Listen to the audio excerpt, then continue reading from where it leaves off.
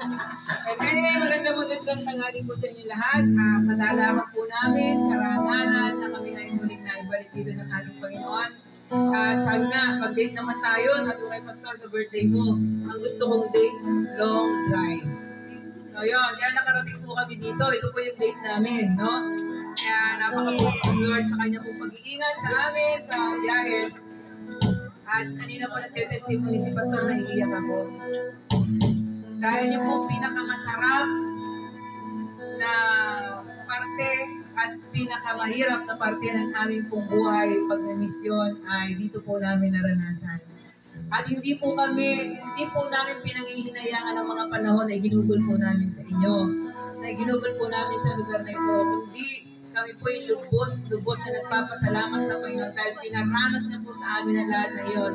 Medyo kalungkutan na nga lang po pag naalala ko dahil nung po mga panahon na yun kasama namin si nanay, na ngayon hindi na po namin kasama. Marami po sa inyo nakakakilala kay nanay kung paano po siya rin ginamit ng Panginoon dito sa lugar na ito.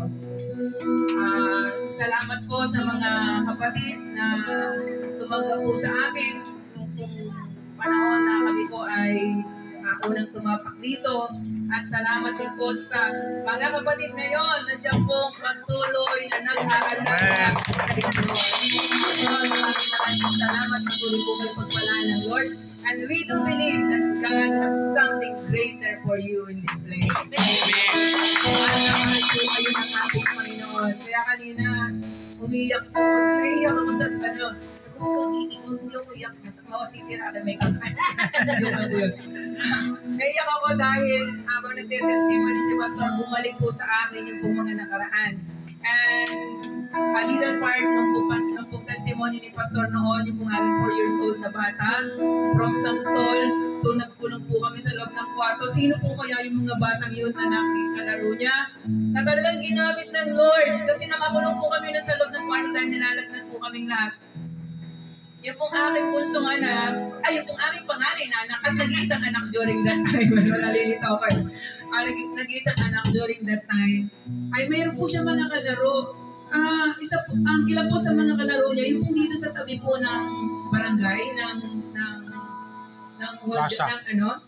sino po yung mga bata na yun? Sana makilap, nandito pa rin po sila. Yung po mga batang babae po yun, babae, lalaki, tapos yung sila Gin, anak nila, Sister Lani. Mayroon pa mga bata noon na sa kabila po ng aming kawalan, kagutuman, yung bata. May nag-aabot sa kanya ng saging na nilaga, yung saging saba. Ako binibili po yun dito noon, binibili. Nung pong araw na yun, buti mo po talaga pambili na wala kami. Inaabot dun sa bata sa bintana, yung bahay po ni Pai Emoy na yan. Tapos, nagpaalam po muna siya sa akin, Mami, binibigyan ako ng mga kalaro ko ng banana, sabi niya gano'n. Siyempre ako, sige anak, kumbaga sa isip mo, makakaraos siya ng kanyang panangalian na yun, pwede na. At naalala ko rin po si Pai Emoy, tsaka yung pong asawa niya, si Tita.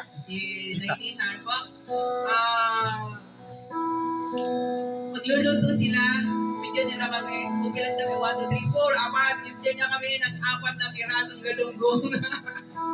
And during that time, wala kaming kanin. So, siyempre, may galunggong na inabot si my tita. At, talagang naiyak ako kasi ibang, sabi ng anak ko, Mami, pati buntot pwede. Talagang yung pong anak ko, siguro kung ngayon mga panahon na ito, mararanasan na malalaki na sila, mas na yun. Pero nung pong bata siya, masaya siya. Hindi po namin siya makitang umiyak, hindi po namin siya makitang nalulungkot. Kundi tanong na lang sa akin, Mami, sabi mo, love tayo ni Jesus. Bakit mo love tayo ni Jesus? Wala tayong food, sabi niya gano'n. So, pinaliwanag namin sa kanya. And then afterwards naman po doon talaga, the Lord, pinagpala po kami ng Panginoon. At we do believe na hindi po nasayang at hindi po titigil ang pagpapala ng Panginoon sa damang ito. Sana nakita ko yung mga bata na yung nagpinigil sa akin. But anyway, God bless you po.